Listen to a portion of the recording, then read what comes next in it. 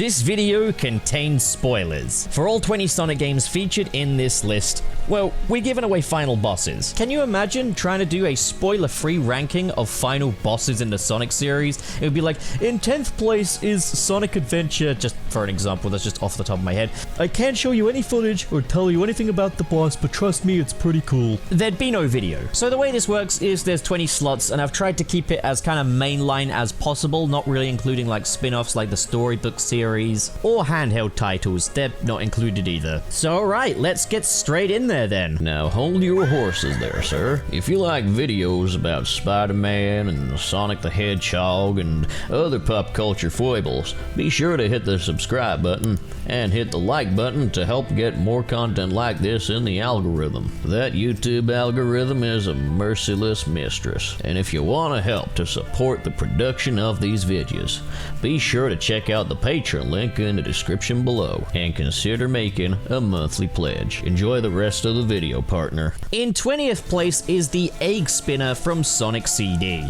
Now this isn't the worst boss fight in the world. Mechanically it's okay, but this is a really dull final encounter for this game. Sonic CD brought us such icons as the Metal Sonic Stardust Speedway fight, and yet we end with just a big propeller. There's just nothing event status about this boss. Heck, if you're playing in the USA, you don't even get a different theme music for it from the regular bosses. There was, of course, a second chance for Sonic CD to get a better final boss in 2011 when Christian Whitehead was set to rework the project. And his original idea involved fighting a giant robot called the R9 inside of a time warp, with the act being dubbed Final Fever. But this too ended up being scrapped, meaning that Sonic CD screwed its chances at a good final boss twice. And all we end up with is this propeller. Oy vey. In 19th place is Time Eater. I'm noticing a trend here. Sonic games that revolve around time travel and involve a Sonic versus Metal Sonic boss fight tend to have really awful final bosses. Time Eater is literally capable of manipulating time and space, yet the end result is a mech that just shoots missiles at you. And the way to defeat this thing is to just hold forward effectively. You play as two supersonics at once, which is kinda cool,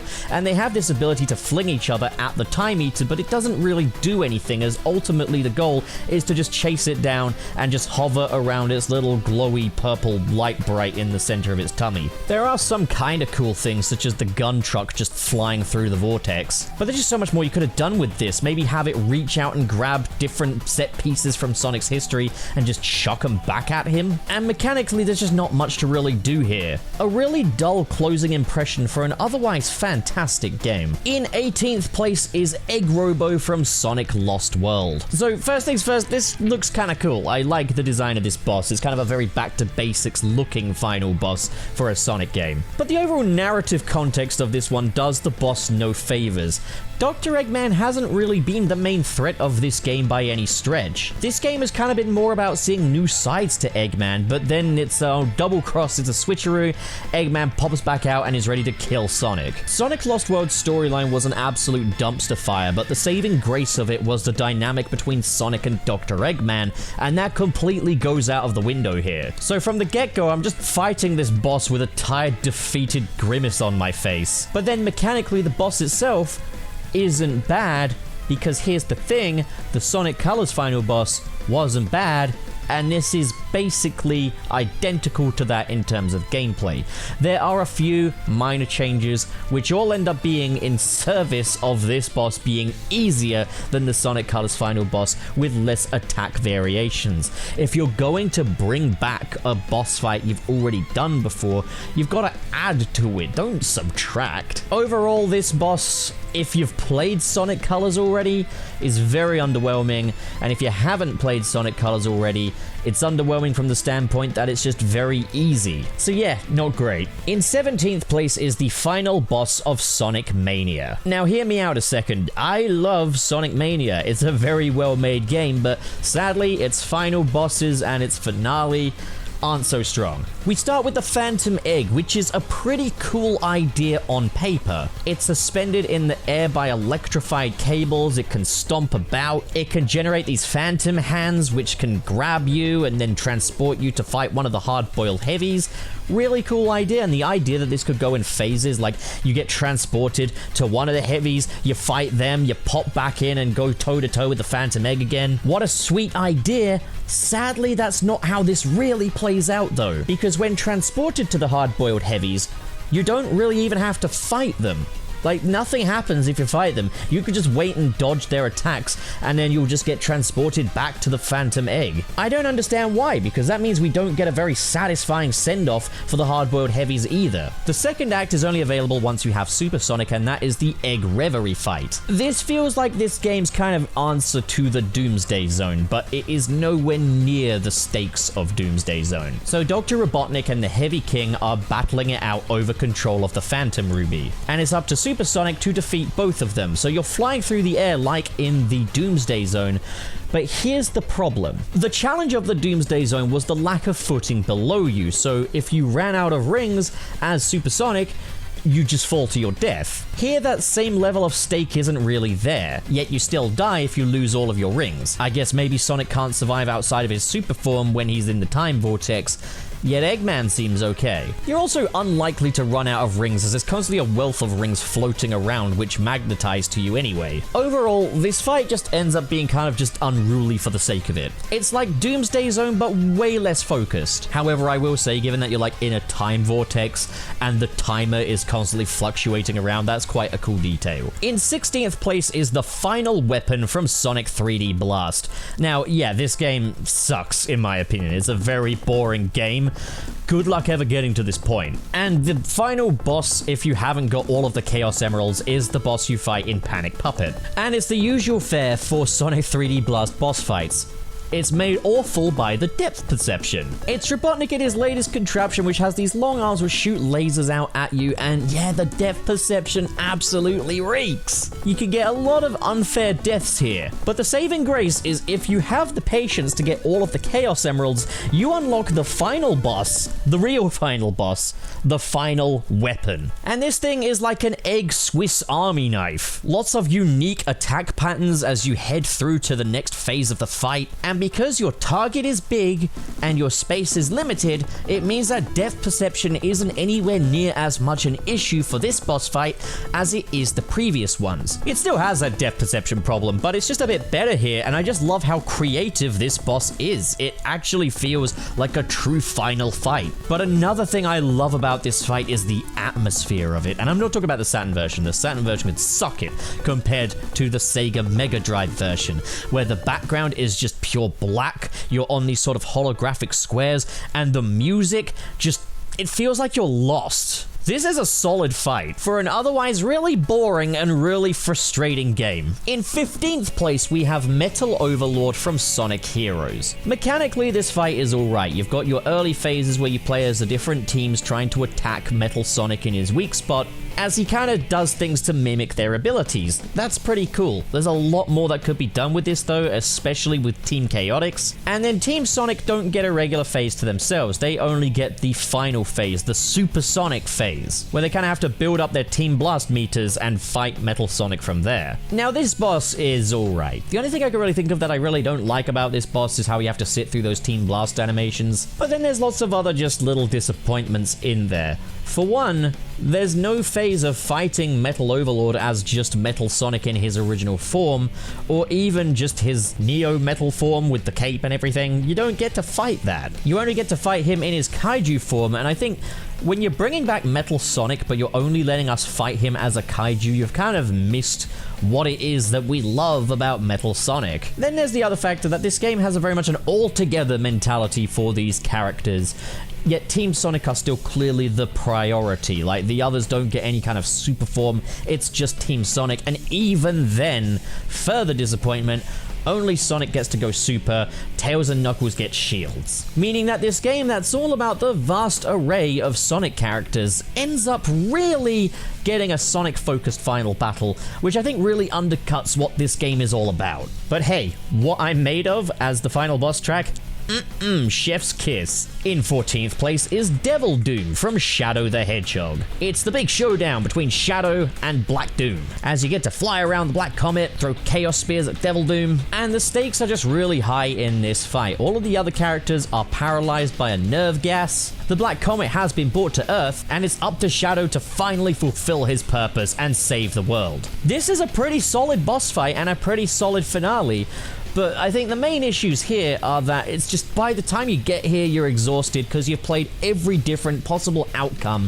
for the character, only for it to boil down to just the lawful good route. And it's like, even if you play the lawful good way, you still gotta do the anti-hero and the villain arcs, and then all it just boils down to is this. But mechanically, the fight is fine, and overall it's narratively compelling enough in spite of undercutting the whole choose your own path thing that this game was all about. In 13th place is Solaris from Sonic the Hedgehog 2006. Mechanically, this game was pretty busted up, but this boss fight is overall pretty sound other than some telegraphing issues explaining which characters to play as in what order, but I think this one does the best job at complementing its overall narrative. We get 3 super forms to play as, and actual legitimate super forms, not shields or anything like that, meaning that, yeah, this final fight is between Sonic, Shadow, Silver, and Solaris, and they all play an equal role in all of this. And their individual mechanics are brought to the table in their super forms really well here too.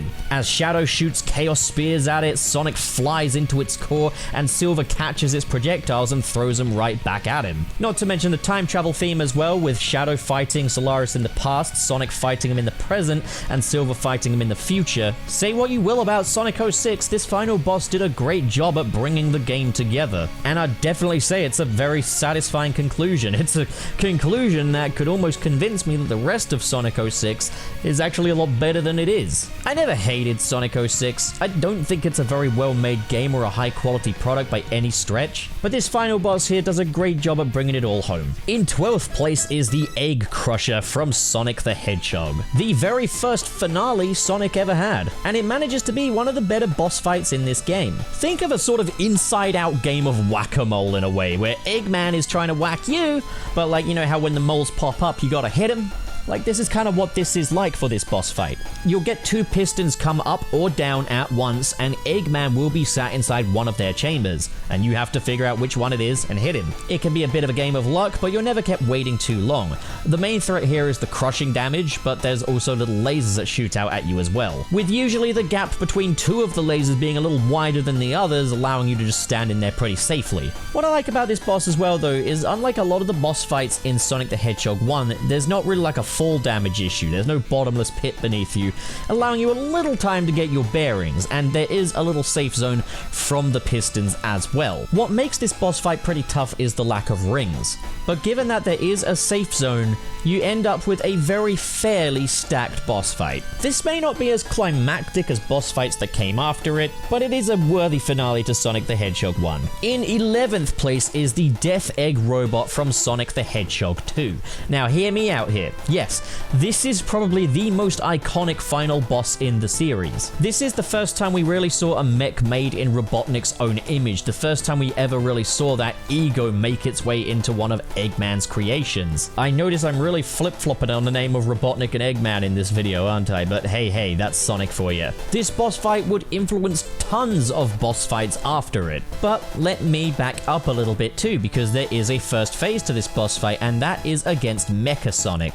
This is a really well-designed fight. Mecha Sonic has quite a range of different attacks, which can really take a little bit to learn, just getting to know his attack patterns so as not to get killed by your lack of rings. Yeah, this boss fight can be really intimidating at first, but you can learn ways to study those attack patterns and find ways to even just cheese this boss fight as well using the spin dash. It's a fight that rewards thinking outside the box, and I think this was also the very first Sonic boss fight to feel like a fight between 2 evenly matched characters. This is actually the highlight of this boss. This is the bit that I would call better better than the Death Egg robot. But of course, yeah, the second phase, the grand finale, is the Death Egg robot itself. His stomping can kill ya, where he lands can kill ya, his bombs can kill ya, his spiked hands can kill ya, the way they fly off as projectiles, yeah, that can kill you too. So why is this boss quite middling on this ranking list then? Well, personally, I find the hitboxes on this boss to just be kind of a little more confusing than necessary. It can be really difficult to make heads or tails of what times those claws are actually going to damage you, and it's very unforgiving if you get it wrong because you got no rings. Those loosey-goosey hitboxes can mean that it's rewarding to play this boss at a much slower pace, but that can make it a little on the mind-numbing side as well. With that being said though, this is a very satisfying conclusion to Sonic the Hedgehog 2. A much more climactic game than its predecessor, and this boss fight absolutely fits that. In 10th place is the Egg Wisp from Sonic Colors. If the Death Egg robot set a trend for the appearance of Sonic boss fights, this one set a trend for the mechanics of Sonic boss fights. Well, I say that, but this boss fight is very similar to a lot of the boss fights from Sonic Unleashed, such as the Egg Devil Ray. It's a formula that this boss fight very much cemented in games to come. You chase the enemy down, avoiding various different attack patterns, and then homing attack it when you get the chance. What makes the Egg Wisp final boss really cool is how this boss uses the wisps against you. Laying down paths of cubes or hordes of spikes, or shooting lasers out at you, it makes use of the wisps that you've used throughout this game. I think what made this boss cool is that modern Sonic games have a tendency to change up the gameplay style for that final boss. So rather than getting a test of the skills that you've accumulated over the course of the game, you get more of a unique action set piece, whereas this boss fight, yeah, it tests your skills that you've learned throughout the game while using said skills against you. That's a really cool approach to take for a final boss. Not only that though, but narratively this final boss was pretty sweet as well. There hadn't really been a greater threat outside of Dr. Eggman in Sonic Colors, and they don't spring one up on you at the last minute either. Dr. Eggman is the final boss this time. This was the first time we'd ever had Dr. Eggman as the final boss of a modern 3D Sonic game. Not to mention, you only fought his machines before, you didn't fight him. So this makes for a pretty cathartic final boss fight. In 9th place is the Death Egg robot from Sonic Forces. Visually and mechanically, this thing has nothing to do with a Death Egg robot, so I have no idea why it was called that. Now this final boss is another copy-paste of the Egg Wisp from Sonic Colors. So how come I've ranked this one above the Sonic Colors final boss, while ranking the Sonic Lost World final boss so low for copying it? Could it be that I'm just a massive biased hypocrite? You might think that, but I'm gonna try and rationalize it. I criticized the Sonic Lost World final boss for being reductive and making things way easier, while the Sonic Forces final boss actually adds to the Egg Wisp final boss. For starters, you've got new phases to this thing. You've got a classic Sonic phase, which admittedly is just bounce the balls back at Dr. Eggman like it was with the Egg Dragoon boss earlier in the game. But then the second phase as the Avatar is a lot more interesting. As the Death Egg robot will try to crush you, it will shoot missiles at you, there'll be badniks to fight, he starts smashing parts of the platform beneath you, and you can either attack his hands with your wisp on or homing attack onto his chest. And while it's riskier to homing attack onto the chest, it's also more rewarding as you'll chomp out more of his health. And then the third phase has modern Sonic, classic Sonic, and your Avatar all together for, yeah, admittedly a reprisal of the Egg Wisp, but now you don't get an opening to attack it if you don't boost up to it. You have to boost now, which makes it a little tougher, and you've got a 3-lane structure as there are little parts of the map that are raised and can be busted open for different rewards, be it rings or wisps. Now, I would definitely call these improvements over the Egg Wisp boss fight, but I don't think there's enough here that's different in that final phase to truly justify bringing it back again. However, better is better. I think I would definitely have preferred a unique final boss for the absolute final phase, but what's here isn't bad. But I am also glad that we're not doing it anymore. In 8th place is The End from Sonic Frontiers. Now, here's the thing. In isolation, let's look at the first phase of this fight. It's the fight against the Supreme Titan. Now, mechanically speaking, I would say that this fight is actually better than all of the fights on this list. The problem is that it's the worst of the Titan fights in Sonic Frontiers. As a finale, this thing is probably one of the more disappointing finales on this list, which is why it's lower. power. The problem with this fight is that it's like the video game equivalent of reheated leftovers. The Supreme fight is good because the Giganto fight was good, and this is basically a reskinned Giganto with a few new attack patterns. Unlike Giganto though, he's got these small diamond-shaped drones which shoot projectiles out at you, which you can parry back and forth, and they push you away from attacking him. You take one of these out first before going on to fight the Supreme. Otherwise you'll just get pushed back by the projectiles. While previous Titans shot lasers out of their backs, this one gets wings instead, which disappear once you're actually in gameplay for some reason, but it is still quite cool that he floats in the air and you have to chase after him, with the projectiles getting much more frantic, feeling almost like a bullet hell. He also rocks a massive rifle, but this is never used outside of a QuickTime event, so it doesn't really amount to much. Outside of these new aspects, the fight is almost identical to Giganto, and is easily eclipsed by fights like Wyvern and Knight. Not to mention that the entity piloting this Titan is the End. The End hasn't piloted the previous Titans, but this has almost no impact on the fight itself. But then once the End takes its true form, that's when you get the true final boss if you're playing it in hard mode. If you're playing it in easy or normal, you just get a QuickTime event. And there's nothing to warn you of this beforehand. So the End boss fight. Where do I even begin with this? This is an Ikaruga style bullet hell. You're playing as Sage piloting the Supreme Titan as you shoot through the different projectiles, which require different shots from you as you build up your gauge to shoot out much larger yellow shots. All while the End just sass talks you and shoots massive lasers at you as well, which you have to navigate, which can require great precision, and what I will praise this boss for is that it requires a great deal of precision. A problem with this fight though is, like a lot of Sonic final boss fights, this one pulls you out of that conventional Sonic playstyle, so rather than using the skills you've accumulated over the course of the game, you're instead using a unique playstyle. In most cases, that new playstyle serves for more spectacle, but in this one, no. This is a far more arcadey approach. Nowhere near as climactic as even the regular Sonic boss fights. You have used these skills earlier in the hacking minigames, but the hacking minigame for the final boss? This feels less like an epic climax and more like a practical joke on the player. There are definitely things that could have improved this, maybe a more dynamic camera angle than just a top-down view, having the End's projectiles look a little less just on-screen graphics and more like actual projectiles that might come from a small moon, and maybe having the Supreme Titan's health system be based on collecting rings rather than just a basic life system. And in the absolute final phase being just a QuickTime event, I can see that they've done that to maintain a cinematic quality, but I definitely would have appreciated the opportunity to have been able to take control of Supersonic one last time in this game. The problem with this fight is not just that it's a different gameplay style, because Sonic games have done that.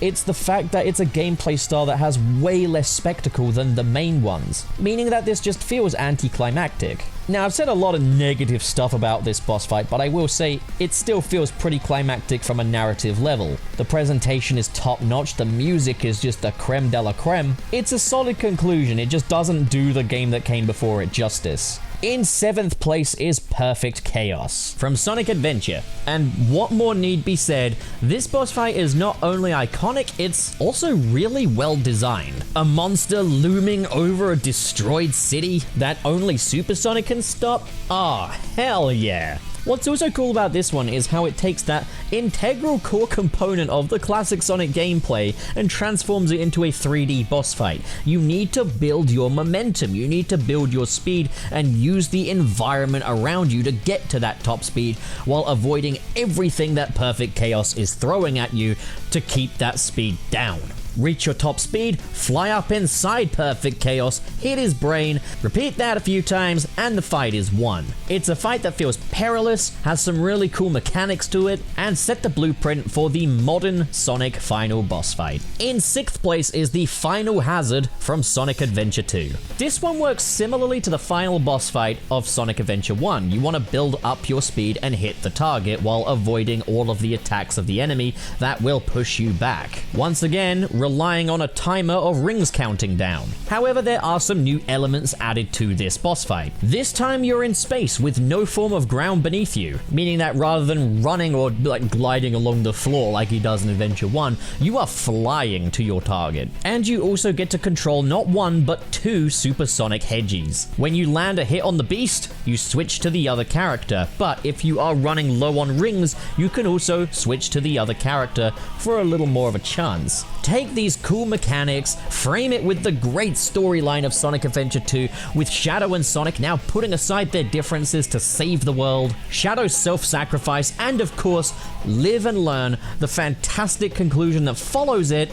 Yeah, this was a great way to elevate the formula laid down by Sonic Adventure 1 and make it even bigger and better. In 5th place is the Death Egg Robot from Sonic the Hedgehog 4 Episode 1. And it's pretty rare that you'll ever see anything from Sonic the Hedgehog 4 Episode 1 end up this high on a ranking list. But this is a fantastic boss fight. You begin with a boss rush of all of the previous bosses you've fought, and I can kind of give or take that, to be honest. But it's the Death Egg Robot fight that really brings this home, because mechanically speaking, this is an upgrade from the original Sonic 2 Death Egg Robot in most every way. With new, more aggressive attack patterns, a one-hit kill ground pound, which actually I think is kind of BS and rather wasn't there, but also much more easily readable hitboxes as well. This one takes away the thing that made the original Sonic the Hedgehog 2 Death Egg Robot fight so difficult, but manages to make the fight more challenging. And the result here feels less like Sonic versus a giant machine and more like an actual fight between these two entities. It's a shame that we had to rehash, once again, the Death Egg Robot, but this is a really good fight. In 4th place is the Heart of the Death Egg from Sonic the Hedgehog 4 Episode 2. Another W for Sonic the Hedgehog 4. Originality is hard to come by in the Sonic the Hedgehog 4 saga, both Episode 1 and 2.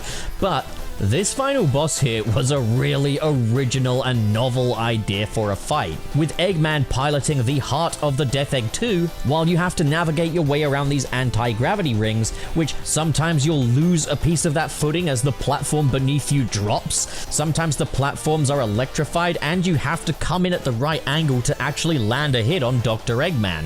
This is a really unique battle, and it gets harder as it goes as Eggman begins shielding himself, a shield that can only be broken down by your Twin Dash or Super 69 move. It's a shame this boss didn't cap off a better game and didn't pave way to a better ending, but it's still a really novel final boss. In 3rd place is Big Arms from Sonic the Hedgehog 3. Launch Base Zone Act 2, the final zone of Sonic the Hedgehog 3, plays host to 3 different boss encounters. No, you don't have anything as event status as, say, the Death Egg Robot, but Eggman is throwing a lot more at you in this stage. The 2 boss fights that precede the final boss encounter are pretty standard fare, just Eggman trying to keep you away from the Death Egg and letting his Death Egg launch into the sky. You've got him on an elevated platform firing out a black ball at you, which rolls back into its chamber, so it's got 2 different chances to attack you, and a little platform you can stand on to get up to Dr. Eggman and hit him. Then once that's done, you get a chance to hop into the Eggmobile yourself and traverse your way to the lower chamber of the Death Egg. And one last little cutscene with Knuckles as he tries to knock you out of the Eggmobile but ends up getting toppled down by the launch of the Death Egg. Then on that lower chamber you fight this egg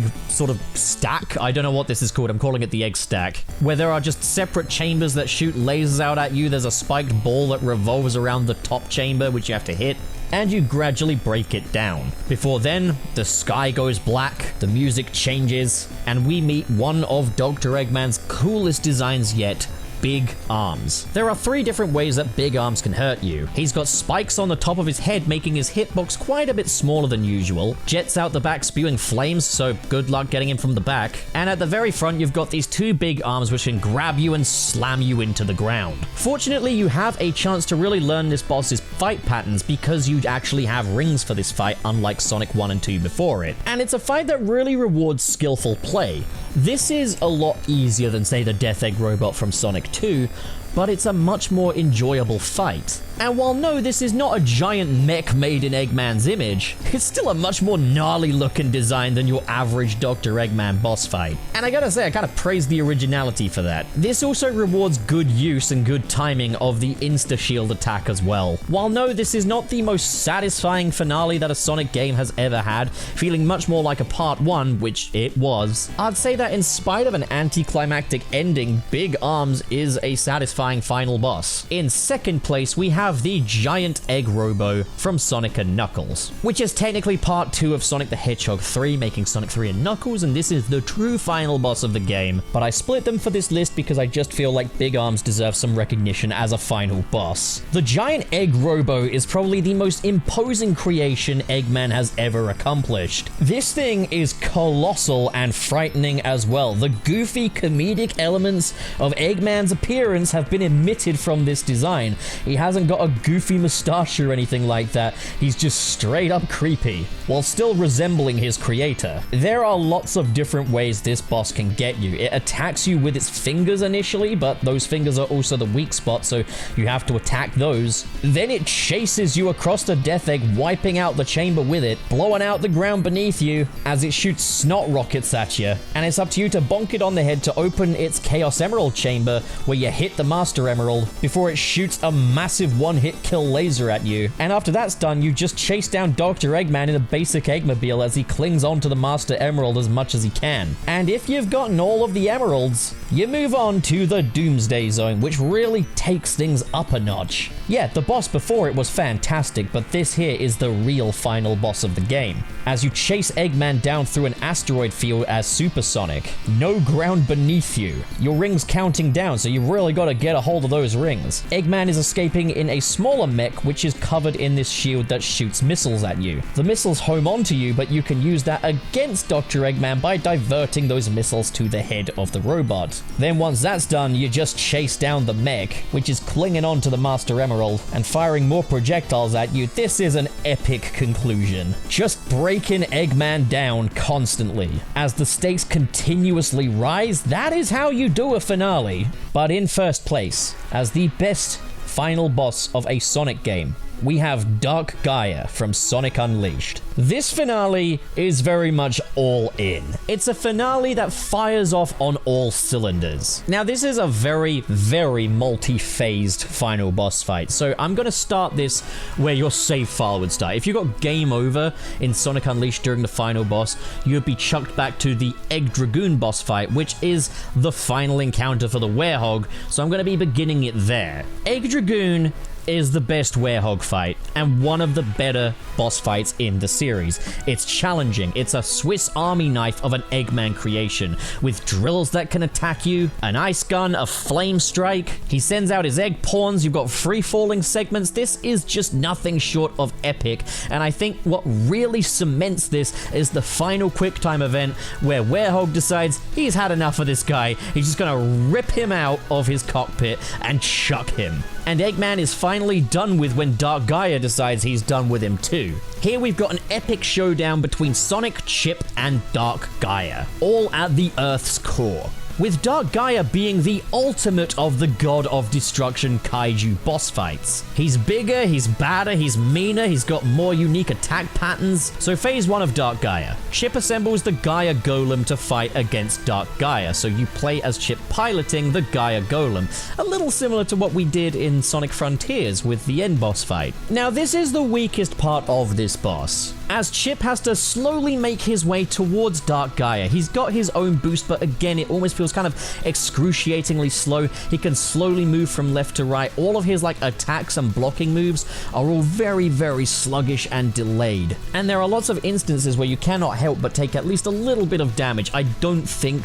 you can possibly do a damage-free run of these sections. Dark Gaia's just chucking boulders at you, and sometimes you just don't get enough time to react. You can block them, but even if you block block them, you lose a little bit of your health. Same goes for the massive laser he shoots at you. At the end of it, you get a pretty satisfying quick time event where Chip just gets to punch the heck out of Dark Gaia. There are 3 of these Chip phases, and they don't go on for too long, but they can be pretty frustrating. But between those phases, you've also got Sonic phases, where Sonic is running along the Gaia Golem's arm in these timed platforming sections, which are some of the most complex platforming sections in the game. This is an instance of using everything you've learned against the final showdown. And then you fling yourself off of a ramp, do a quick time event, and Sonic just smacks the crap out of Dark Gaia's eyeballs. Then you enter the final phase of the fight. Perfect Dark Gaia. He's got more arms, he's got more eyes, and he's freaking terrifying. The all CGI pre-rendered cutscene animations by Marza Animation Planet are just firing off on all cylinders, as is the soundtrack, and we get a supersonic fight. This time, rather than counting down rings, he has a health bar, but you have to charge it up with rings. You get an initial, very Doomsday Zone reminiscent flight section where you're flying through these different asteroids with inside the Earth, and different Gaia sperm-looking things. And then at that point, you have to take down Dark Gaia's shield, which is held up by these snakes. Now, while you don't have a ring count that's counting down constantly, you still have a form of time limit in that Chip's Gaia Colossus, Gaia Golem, I don't know what the hell it's called, is gradually being killed by Dark Gaia inside of the shield. So you really have to take that shield down as quickly as you can. The snakes constantly retract, but sometimes Dark Gaia decides he wants to focus his efforts on you instead and chucks boulders at you, or maybe he'll fire a laser at you and you just have to escape this thing. Once the shield is down, you get another quick time event, a very satisfying moment of Chip punching Dark Gaia in the face, and then Sonic flying straight into his eye. And that's the final boss. This is just huge, this finale. They've never done a finale this big before or since this game. I feel like they really tried to match it with the end in Sonic Frontiers, but unfortunately they just didn't quite have the mechanics or the budget, and they were relying on a lot of reused assets. Here, this is a very, very big finale, a very climactic ending. This doesn't feel like they ran out of budget or ran out of time or ran out of energy or assets. And you kind of have the best of both worlds. You have new playstyles that are in service of the spectacle, while also having those platforming sections as Sonic where you have to use everything you've learned against Dark Gaia. What a showdown. This takes all of the things that I thought were awesome about the Sonic and Knuckles final boss fight and puts it into 3D. Wow, amazing. Oh man, I'm all giddy just talking about that. That's awesome. That's an awesome game and an awesome finale. But what do you guys think? How would you rank these 20 Sonic boss fights? Are there any you'd include that I didn't include? That is what the comments section is for, my friends. I want to check out your rankings below. I want to check out what you guys think. So I'll see you down in the comments below. Catch you later. I say, you've made it to the end of the video! Congrats! No, but seriously, thanks a bunch for watching. And just now, I'll be extending a special thanks to the patrons in the $10 tier, who are Adam Myers, Ken K, Legendary Ray Ray, Mr. SP, Sergio, That Jordo, and Where's Arnold? What an amazing and generous bunch of people. Thank you guys so much for your support. And if you want to join the ranks of these amazing people right here, the link to my Patreon is in the description below. Guys, these are not the easiest times in the world financially, so every little bit you folks are donating is doing wonders. I really would love to be able to do YouTube as a proper fully fledged career someday. It might just be a pipe dream, but maybe you guys can prove some people wrong. But of course, if donations aren't your thing, then, well, it means plenty to me that you just hit that cute little subscribe button over there. I didn't mean hit that way. Well, that's me done for the day. Thanks a whole bunch for your support, and have a fantastic day. I'm gonna see you so soon.